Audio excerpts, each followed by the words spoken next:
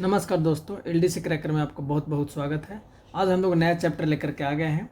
तो works manual का chapter 6 शुरू हो रहा है आज, और हम लोग पार्ट नंबर 19 चल रहे हैं वर्क्स में।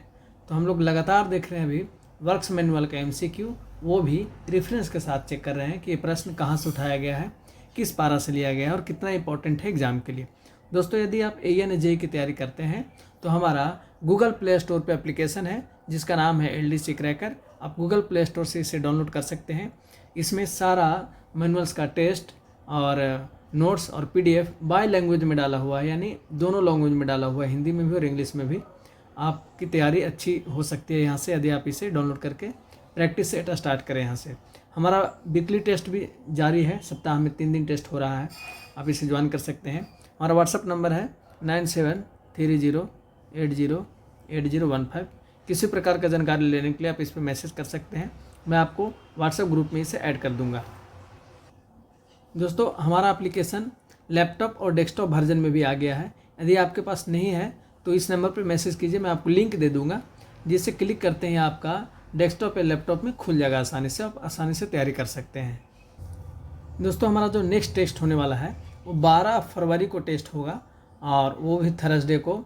टेस्ट जो होगा वो टॉपिक होगा फाइनेंस और इस्टेब्लिशमेंट का टेस्ट 1 होगा, और ये लगातार अभी कंटिन्यू टेस्ट चलेगा दोस्तों। टेस्ट 1, टेस्ट 2, टेस्ट 3, टेस्ट 4, इसमें वही प्रश्न उठाएंगे फाइनेंस और इस्टेब्लिशमेंट में। अभी तक जितने भी एग्ज़ाम हुए हैं एनआईआर द्वारा एग्ज़ाम जो लिया गया है फाइनेंस का और इस्टेब्लिशमेंट का, वो सारे प्रश्न यहाँ से कलेक्शन करेंगे, चाहे वो जिसका भी एग्ज़ाम हो, एएन का हो या एओम का हो या एएमई का हो, उसमें से जितना भी इस्टेब्लिशमेंट का प्रश्न और फाइनेंस का प्रश्न लिया गया है वहाँ सारे हम इसमें लेकर के आएंगे दोस्तों, कलेक्शन कर करके। तो आप बस बने रहिए हमारे साथ, फाइनेंस आपका इससे कवर हो जाएगा मैक्सिमम प्रश्न। बाकी जहाँ तक टेक्निकल और सिविल का जो है वो कंटिन्यू हम ले ही रहे हैं टेस्ट। देखिए, आप देख भी सकते हैं, वर्ष का टेस्ट हो रहा है हमारा 14 फरवरी को, पीवे का टेस्ट चैप्टर 6 हो रहा है हमारा 15 फरवरी को, और सर्वेइंग और लेवलिंग का शानदार एक ही टेस्ट होगा, और वो भी होगा 17 तारीख को, ट्यूजडे को। तो आप जम करके तैयारी करके आइए और टेस्ट दीजिए और देखिए कि आपका ऑल ओवर इंडिया में कितना रैंक चल रहा है। चलिए बातें हैं सीधे प्रश्न पे। पहला प्रश्न हमारा, सीवेज संग्रह, उपचार एवं निस्तारण प्रणाली का मुख्य उद्देश्य क्या? इंग्लिश में पढ़ते हैं। What is the main objective of sewage collection, treatment and disposal system? तो आंसर हो जाएगा हमारा proper collection, transport and treatment of sewage हमारा मेन ऑब्जेक्ट है सीवेज संग्रह का। कहाँ लिखा हुआ है? देखिए, वर्क्स मैनुअल का पारा नंबर 601 में आते हैं, पारा नंबर 601 ऑब्जेक्टिव्स लिखा हुआ है। पढ़ते हैं first line. The objective of sewage collection, treatment and disposal system is to ensure that sewage discharge from communities is properly collected, transported and treated to the required degree in the short, medium and long-term planning of the disposed of or reused without causing any health and environmental problems। तो हमारा answer हो गया कि क्या है ये, एक प्रकार का कलेक्शन, ट्रांसपोर्ट, ट्रीटमेंट और डिस्पोजल के लिए हमारा प्रयोग किया जाता है। मेन इसका उद्देश्य यही है। प्रश्न कर रहा है, सीवेज प्रणाली की योजना किस अवधि के लिए की जाती है? Planning of sewage system is done for which time period? तो आंसर हो जाएगा हमारा short, medium and long term के लिए किया जाता है, यानी तीनों टर्म के लिए किया जाता है। कहाँ लिखा हुआ है? देखिए, लिखा हुआ है हमारा and treated to be required degree in short, medium and long term planning. किस में है लिखा हुआ? है पारा नंबर 601 में, ऑब्जेक्टिव में ही ये चीज़ दिया हुआ है। नेक्स्ट प्रश्न है हमारा, नेक्स्ट प्रश्न है, national Building Code of India 2016 का कौन सा भाग ड्रेनेज और सैनिटेशन से संबंधित है? Which part of National Building Code of India 2016 relates to drainage and sanitation? Answer हो जाएगा हमारा वॉल्यूम 2, पार्ट 9, सेक्शन 2। कहाँ लिखा हुआ है? देखिए, पारा नंबर 601 का पॉइंट नंबर 1 पढ़ते हैं यहाँ से। National Building Code of India 2016 volume 2, part 9, plumbing service, section 2, drainage and sanitation. किस में मेंशन है? पार्ट 9 में है, सेक्शन 2 में है और वॉल्यूम 2 में है। जल आपूर्ति, ड्रेनेज एवं सैनिटेशन की मूल आवश्यकताओं के लिए कौन सा आईएस कोड है? Which IS code specified basic requirements for water supply, drainage and sanitation? Answer हो जाएगा हमारा IS 1172 1993। कहाँ लिखा हुआ है? देख लीजिए, पारा नंबर 601 का पॉइंट नंबर 2 में आते हैं, लिखा हुआ है relevant BIS code as mention below का पॉइंट नंबर 1 पढ़िए। IS 1172 1993 code of basic requirement for water supply, drainage and sanitation, यानी हमारे ये तीनों के लिए कौन सा कोड है? 1172 1993। प्रश्न कहता है ड्रेन की परिभाषा क्या है? What is the definition of drain? Answer हो जाएगा ए कंडक्ट ऑफ स्ट्रॉन्ग वाटर और यूज्ड वाटर। कहाँ लिखा हुआ है? पारा नंबर 602 में आते हैं। अब पॉइंट नंबर 1 पढ़ते हैं, ड्रेन का टॉपिक है, जिसमें लिखा हुआ है ए कंडक्ट, ए कंड्यूट और channel for a carriage of strong water और अदर यूज्ड वाटर। ड्रेनेज की परिभाषा क्या है? What is drainage? आंसर हो जाएगा system for removal of unwanted liquid. कहाँ लिखा हुआ है? पारा नंबर 602 में देखिए, पॉइंट नंबर 2 ड्रेनेज के बारे में लिखा हुआ है। कह रहा है system for removal of any unwanted liquid. Unwanted liquid का रिमूवल करने का सिस्टम जो है उसको हम लोग ड्रेनेज कहते हैं। नेक्स्ट प्रश्न हमारा सीवर की परिभाषा क्या है? What is sewer? सीवर का उपयोग क्या है? आंसर हो जाएगा pipe used for carrying sewage और वाटर बोर्न वेस्ट्स। कहाँ लिखा हुआ है? पारा नंबर 602 में पॉइंट नंबर 3 में आइए, देखिए सेवर्स के बारे में लिखा हुआ है कि sewer a pipe oblique conduit used generally for carrying sewage और अदर वाटर बोर्न वेस्ट्स। तो हमारा आंसर हो जाएगा पॉइंट नंबर 1। नेक्स्ट प्रश्न हमारा मैन होल का उद्देश्य क्या है? What is the main purpose of manhole? Answer हो जाएगा इंस्पेक्शन, क्लीनिंग एंड मेंटेनेंस का प्रयोग के लिए उसका उपयोग किया जाता है मैन होल का। कहाँ लिखा हुआ है? देखिए पारा नंबर 602 में ही पॉइंट नंबर 5 में आते हैं।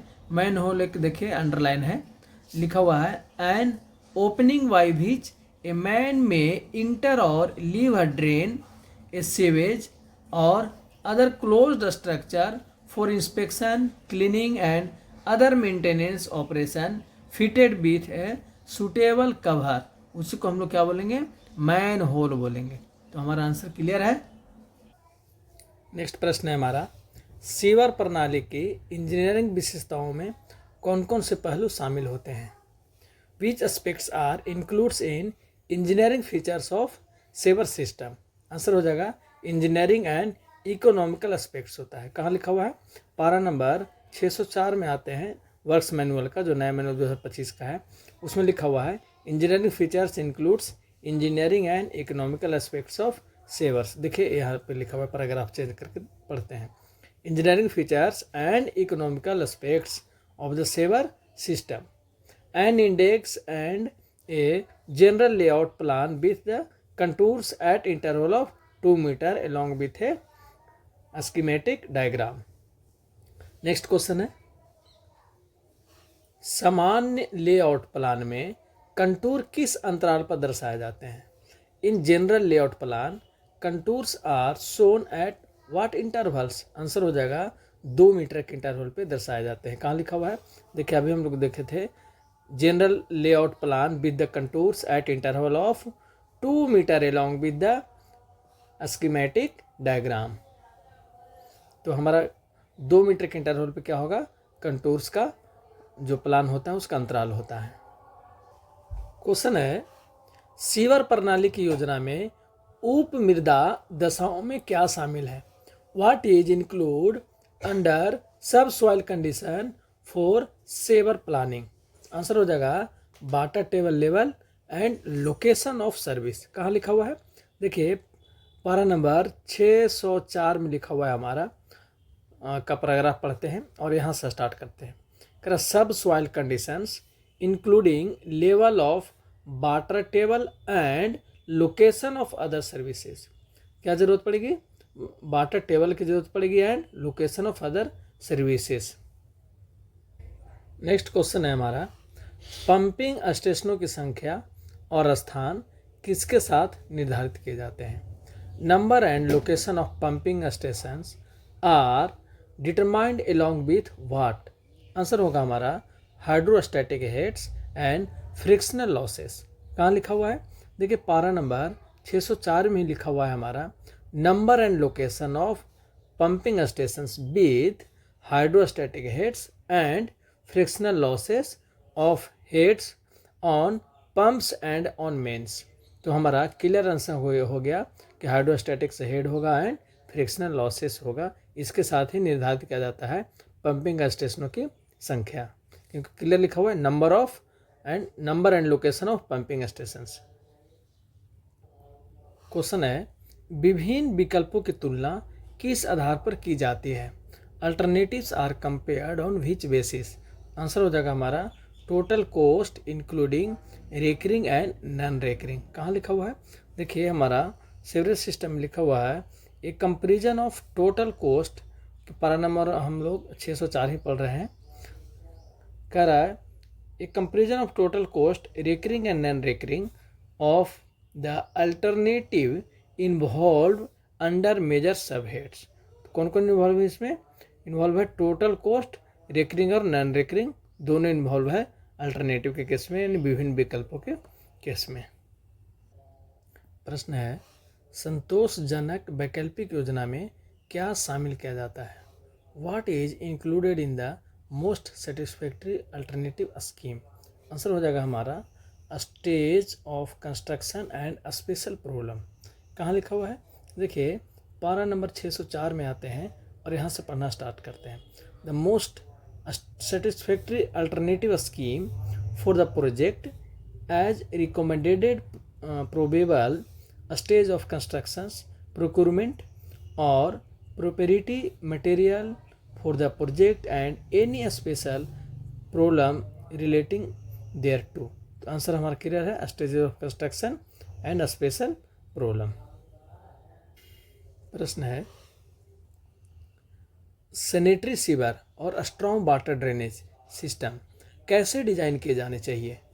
How should sanitary sewer and strong water drainage system be designed? Answer हो जाएगा सेपरेटली डिजाइन किया जाना चाहिए। कहाँ लिखा हुआ है? पारा नंबर 605 में डिजाइनिंग ऑफ सेवर्स में पहला लाइन में ही लिखा हुआ है दोस्तों। देखिए sanitary sewer system and strong water drainage system should be design separately. कैसे डिजाइन करना है आपको? सेपरेटली डिजाइन करना है आपको। नेक्स्ट प्रश्न हमारा, सैनिटरी सीवर का आकार किस पर निर्भर करता है?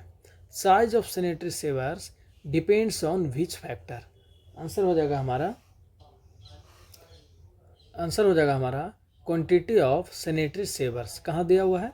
देखिए पारा नंबर 605 में लिखा हुआ है, the size of sanitary sewers depends on quantity of sanitary sewers, जो हमारा पहला ऑप्शन था।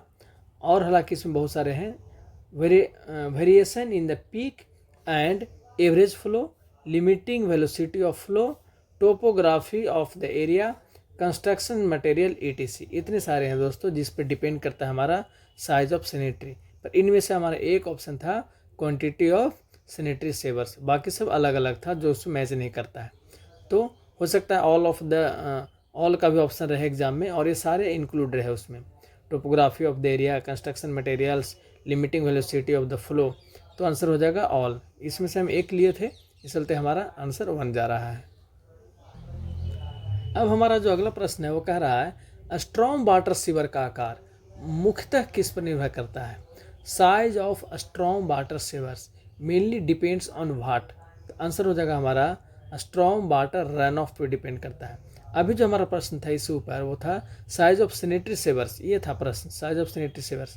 पर अभी जो प्रश्न है वो है हमारा यहाँ से the size of strong water sewers पूछ रहा है कि किस पे डिपेंड करता है। तो देखिए लिखा हुआ है depends on strong water run of, और किस पे डिपेंड करता है? Self cleaning velocity, construction materials ETC, इतना चीज़ों पे डिपेंड करता है। और एक चीज़ लिखा हुआ है sanitary sewers are not expected to receive strong waters. तो हमारा जो ऑप्शन था वो स्ट्रॉन्ग वाटर रन ऑफ था दिया हुआ, तो आंसर हो जाएगा हमारा स्ट्रॉन्ग वाटर रन ऑफ, ये पहला वाला ऑप्शन में ये भी रहेगा तो भी हो जाएगा। Self cleaning velocity, size of strong water sewers depends के केस में। नेक्स्ट प्रश्न है हमारा सैनिटरी सीवर्स से स्ट्रॉन्ग वाटर प्राप्त होने की अपेक्षा होती है या नहीं? Are sanitary sewers expected to receive strong water, अभी हम लोग पढ़े हुए थे दोस्तों, आंसर हो जाएगा नो। कहाँ लिखा हुआ है? देखिए एक लाइन में लिखा हुआ था sanitary sewers are not expected to receive strong water, clear एक लाइन में लिखा हुआ है। यानी क्या होगा, सैनिटरी सीवर्स क्या करता है, एक्सपेक्टेड नहीं है रिसीव करने के लिए किसका, स्ट्रॉन्ग वाटर को। नेक्स्ट प्रश्न है हमारा भूमि अधिग्रहण के लिए अनुशंसित डिजाइन अवधि कितनी है? What is the recommended design period for land acquisition? इसका आंसर हो जाएगा 30 ईयर्स और मोर है जो डिजाइन अवधि लिया जाता है। कहाँ लिखा हुआ है? देखिए पारा नंबर 606 में है दोस्तों, design basics of the sewer system, एक चार्ट बना हुआ है डिजाइन पीरियड उसका। उस चार्ट में देखिए कंपोनेंट एक तरफ है और डिजाइन पीरियड ईयर्स में दिया हुआ है एक तरफ है, जिसमें देखिए पॉइंट नंबर 1 लैंड एक्विजिशन के बारे में कह रहा है कि 30 ईयर्स और मोर उसका डिजाइन पीरियड होता है। और देख सकते हैं क्या है, कन्वेंशनल सेवर्स का भी दिया हुआ 30 ईयर्स, नॉन कन्वेंशनल्स का 15 साल, पंपिंग मेन्स का 30, पंपिंग स्टेशन और सिविल वर्क्स के लिए भी डिजाइन पीरियड कितना है, 30 ईयर्स है। इस प्रकार सारा एक चार्ट बना हुआ है उसमें दिया हुआ है। चलिए अगले प्रश्न पे चलते। प्रश्न है हमारा पारंपरिक शिविरों के लिए डिजाइन अवधि कितनी होनी चाहिए? What is the design period for conventional sewers के बारे में पूछ रहा है। तो कन्वेंशनल सेवर्स का भी कितना होता है दोस्तों, 30 साल ही होता है कन्वेंशनल सेवर्स का, 30 ईयर्स। कहाँ दिया हुआ है? देखिए कन्वेंशनल सेवर्स का भी हमारा दिया हुआ है, पॉइंट नंबर 2 में आते हैं कन्वेंशनल सेवर्स, ए नंबर जो है वो कितना है, 30 ईयर्स। वही यदि नॉन कन्वेंशनल पूछा होता तो आंसर हो जाता 15 साल, 15 ईयर्स। नेक्स्ट प्रश्न है हमारा, देखिए वही प्रश्न आ भी गया, नॉन कन्वेंशनल शिविरों की डिजाइन अवधि कितनी होती है? What is the design period for non conventional sewers? तो आंसर हो जाएगा 15 साल। अभी हम लोग ने देख भी लिया है, आप आसानी से इसको मार सकते हैं। देखिए पॉइंट नंबर 3 में दिया हुआ है नॉन कन्वेंशनल सेवर्स यानी बी कितना साल है, 15 साल है। नेक्स्ट प्रश्न है हमारा पंपिंग मशीनरी के लिए अनुशंसित डिजाइन अवधि क्या है? What is the recommended design period for pumping machinery? Answer हो जाएगा 15 ईयर्स। देखिए दोस्तों पंपिंग मशीनरी के बारे में पॉइंट नंबर 6 में दिया हुआ है हमारे चार्ट में, पंपिंग मशीनरी जो हमारा कंपोनेंट है इसका डिजाइन पीरियड देखिए दिया हुआ है, डिजाइन पीरियड है 15 ईयर्स। कितना डिजाइन पीरियड पंपिंग मशीनरी का? 15 साल उसका डिजाइन पीरियड है। प्रश्न है परंपरागत शिविरों के लिए न्यूनतम डिजाइन सीवेज प्रवाह कितना होना चाहिए? Minimum design sewers flow of for conventional sewers should be what?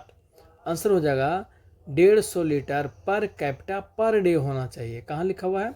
देखिए पारा नंबर 606 का पॉइंट नंबर 2 एक टॉपिक है पर कैपिटा सेवेज फ्लो का। यहाँ से पढ़ना स्टार्ट करते हैं दोस्तों, यहाँ से स्टार्ट कीजिए। The conventional sewers shall be design for a minimum sewers flow of 150 litre per capita per day, clear लिखा हुआ है। प्रश्न है हमारा मौजूदा परिस्थितियों में सीवर के लिए सामान्यतः न्यूनतम और अधिकतम वेग कितना अनुमत है?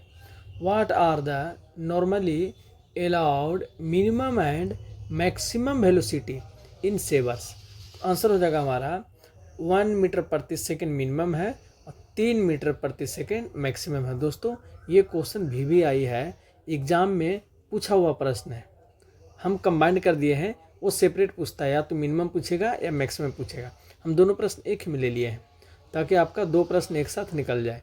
तो आंसर हो जाएगा हमारा मिनिमम होगा 1 मीटर प्रति सेकेंड और मैक्सिमम होगा 3 मीटर प्रति सेकेंड। कहाँ लिखा हुआ है? देखिए पारा नंबर 608 में वेलोसिटी ऑफ फ्लो यहाँ हेडलाइंस है और उसको पढ़ना स्टार्ट यहाँ से कीजिए। Normally a minimum velocity of 1 metre per second and maximum of 3 metre प्रति सेकेंड आर अलाउड। कितना अलाउड है? इतने ही अलाउड है। On the step slope on more or drop manholes may be provided. तो हमारा आंसर हो गया मिनिमम 1 मीटर और मैक्सिमम 3 मीटर। प्रश्न कह रहा है तीव्र ढाल वाले क्षेत्रों में सीवर पर क्या प्रावधान किया जा सकता है? What provision may be made on sewers in step slopes. Answer हो जाएगा ड्रॉप मैनहोल का प्रावधान किया जाना चाहिए। कहाँ लिखा हुआ है? पारा नंबर 608 में लिखा हुआ है। यहाँ से स्टार्ट करते हैं। ऑन स्टेप स्लोप्स यानी तीव्र ढाल वाले क्षेत्र में 1 और मोर ड्रॉप मैनहोल में बी प्रोवाइडेड। क्या प्रोवाइड करना है? ड्रॉप मैनहोल प्रोवाइड करना है आपको। कहाँ प्रोवाइड करना है? जहाँ स्टेप स्लोप हो यानी तीव्र ढाल वाला क्षेत्र हो उसी जगहों पे। 150 मिमी व्यास सीवर के लिए न्यूनतम ढाल प्रतिशत कितनी है? What is the minimum slope in the percentage for 150 mm sewers. Answer हो जाएगा 0.6 mm। कहाँ लिखा हुआ है? देखिए हमारा पारा नंबर 608 में एक चार्ट दिया हुआ है जिसमें एक तरफ सेवर साइज है, एक तरफ मिनिमम स्लोप दिया हुआ है, फिर एक सेवर साइज है और मिनिमम स्लोप है। ये दोनों एक ही है, दो पार्ट में से दिया हुआ है। यहाँ से स्टार्ट फिर इधर से हो जाता है, यानी बढ़ते क्रम में ऐसे है। तो देखिए यदि सीवर का साइज 150 mm हो तो हमारा मिनिमम जो स्लोप परसेंटेज होगा वो 0.6 होगा। इसी प्रकार यदि सेवर का साइज 200 है तो मिनिमम स्लोप जो होगा हमारा परसेंटेज में कितना होगा? 0.40 होगा। नेक्स्ट प्रश्न है लेस देन इक्वल टू 525 मिमी सीवर के लिए न्यूनतम ढाल प्रतिशत में कितनी निर्धारित है? What is the minimum slope percentage for sewer size less than greater equal to 525 mm। तो देखिए हमारा दिया हुआ है सेवर साइज यदि 525 से कम या इक्वल में हो तो मिनिमम स्लोप कितना होना चाहिए? 0.10 होना चाहिए। तो आंसर हमारा क्या हो जाएगा? 0.10% होना चाहिए। प्रश्न है हमारा सेल्फ क्लीनिंग वेग का उद्देश्य क्या है? What is the purpose of self cleaning velocity. Self cleaning velocity का मेन उद्देश्य क्या है? आंसर हो जाएगा to prevent deposition of suspended solid. कहाँ लिखा हुआ है? देखिए पारा नंबर 608 का एक पारा में आइए। Point number 1 self cleaning velocity एक टॉपिक है जिसमें दिया हुआ है it is necessary to maintain a minimum velocity और self cleaning velocity in a sewers to ensure that suspended solid do not deposit and causes blockage। तो answer हो जाएगा हमारा, हम दोनों मिक्स करके आंसर यहाँ लिखे हैं to prevent deposition of suspended solid. Next प्रश्न है ग्रेट का विशिष्ट घनत्व सामान्यतः किस सीमा में होता है? What is the usual range of specific gravity of great. Answer हो जाएगा हमारा 2.4 से 2.65 तक होता है। कहाँ दिया हुआ है? देखिए पारा नंबर 608 का एक में ही सेल्फ क्लीनिंग वेलोसिटी में लास्ट लाइन पढ़ते हैं यहाँ से the specific gravity of grit is usually in the range of 2.4 to 2.65। सीवरों को न्यूनतम प्रवाह पर किस वेग के लिए डिजाइन किया जाता है? A minimum flow sewers are design for which velocity. प्रश्न है सीवरों को न्यूनतम प्रवाह पर किस वेग के लिए डिजाइन किया जाता है? At minimum flow sewers are design for which velocity.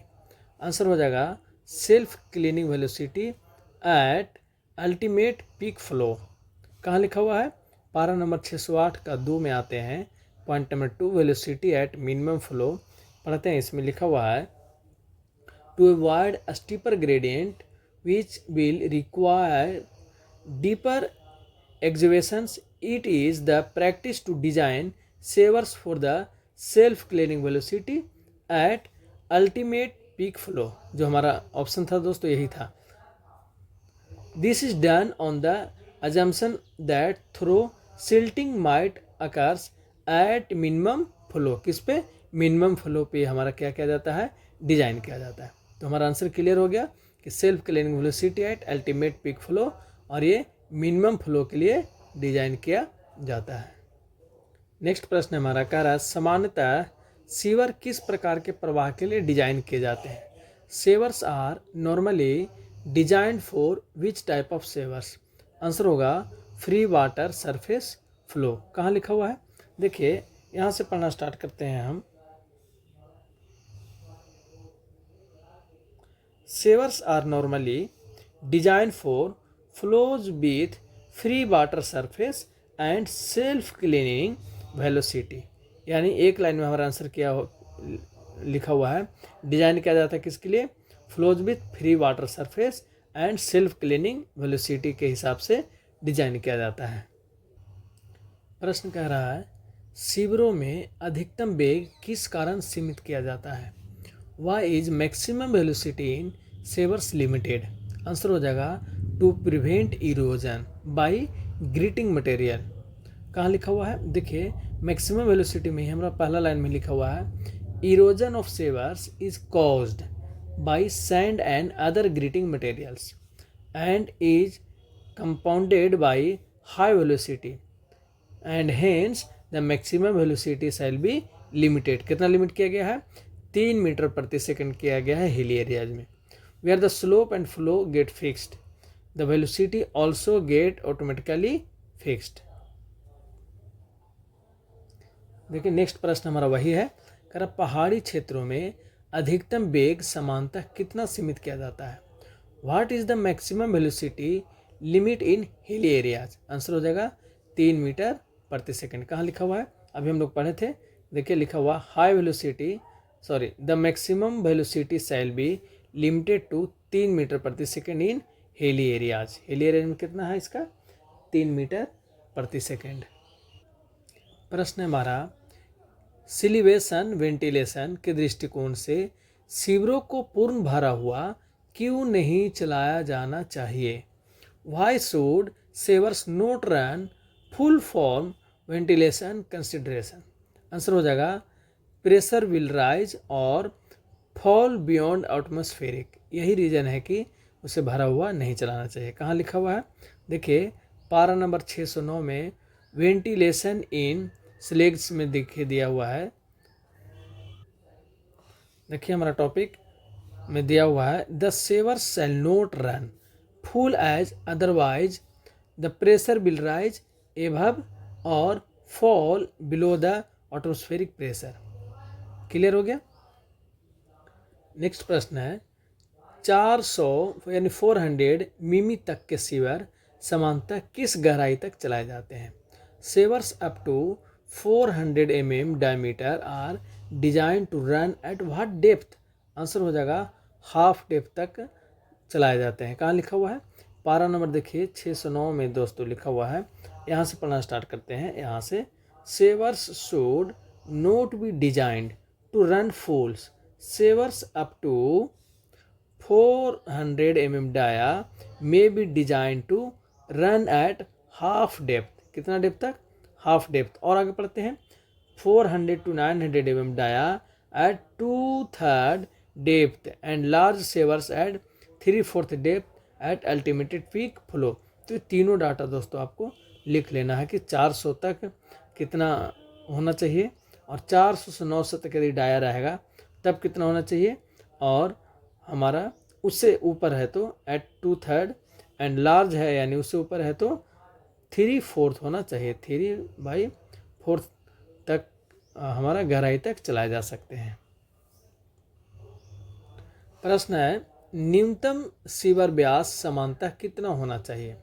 What should be a minimum diameter of sewers. Answer हो जाएगा हमारा 200 mm होना चाहिए। कहाँ लिखा हुआ है, पारा नंबर 610 में आ जाइए साइज ऑफ सेवर्स और लिखा हुआ minimum diameter of the sewers shall be 200 mm except for hilly areas. Hilly area छोड़ करके मिनिमम डायमीटर हमारा कितना है 200 है। और हीलियरियम कितना होगा, ये तो हीलियरिया छोड़ करके है 200, और जो नन हीलियरिया है मतलब जो हीलियरिया है उसमें हमारा हो जाएगा कितना, 150 mm हो जाएगा हमारा। हीलियरिया के लिए मिनिमम साइज 150 mm होगा, और हीलियरिया को छोड़ करके कितना होगा, 200 होगा। नेक्स्ट प्रश्न हमारा देखिए वही है, तीव्र ढाल वाले पहाड़ी क्षेत्रों में न्यूनतम सीवर व्यास कितना हो सकता है।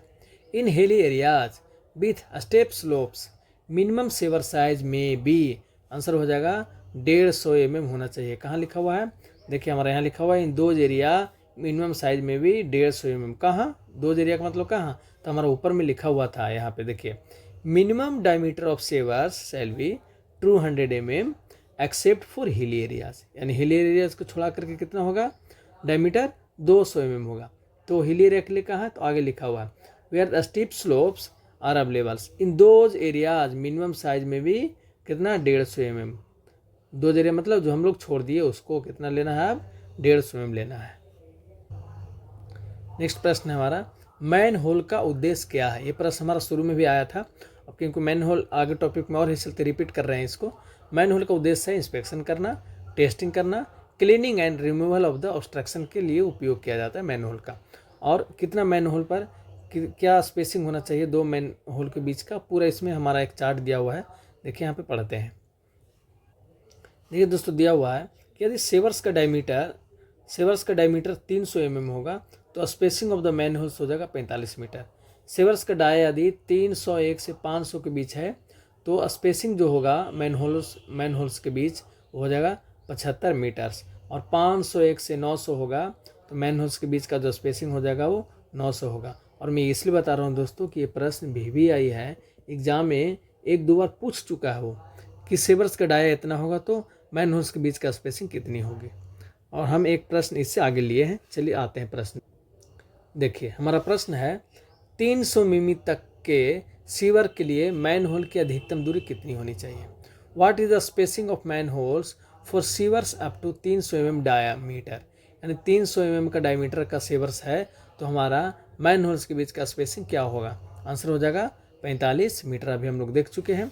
देखिए सेवर्स का डाया अप टू 300 mm है तो स्पेसिंग इन द मीटर्स कितना होगा, 45 मीटर्स होगा। प्रश्न है सीवर सामग्री के चयन को कौन से कारक प्रभावित करते हैं। Which factors influence the choice of materials of sewers, तो आंसर हो जाएगा हमारा फ्लो कैरेक्टरिस्टिक। कहाँ लिखा हुआ है, देखिए पारा नंबर 613 में पढ़ते हैं, factors influencing the selection of materials for sewers are flow characteristic. किस में होना चाहिए, फ्लो कैरेक्टरिस्टिक से प्रभावित होता है। और नेक्स्ट है और हमारा बहुत VVI प्रश्न है, ये प्रश्न कहता है ईंट के सीवर सामान्यतः किस स्थिति में उपयोग किए जाते हैं। आंसर हो जाएगा दोस्तों हमारा लार्ज डायमीटर के केस में उपयोग करते हैं। कहाँ लिखा हुआ है, देखिए पारा नंबर 613 का पॉइंट नंबर 1 में लिखा हुआ है ब्रिक्स। ब्रिक्स का पहला लाइन में लिखा हुआ है bricks is used for construction of sewers particularly in large diameter. कहाँ प्रयोग करते हैं, लार्ज डायमीटर में ब्रिक्स के सेवर्स हम लोग प्रयोग करते हैं। दोस्तों यदि आप हमारे चैनल पर नए हैं या हमारा वीडियो आपको अच्छा लगता है तो कृपया करके वीडियो को सब्सक्राइब कर लीजिए, हमारे चैनल को सब्सक्राइब कर लीजिए। वीडियो देखने के लिए बहुत बहुत धन्यवाद।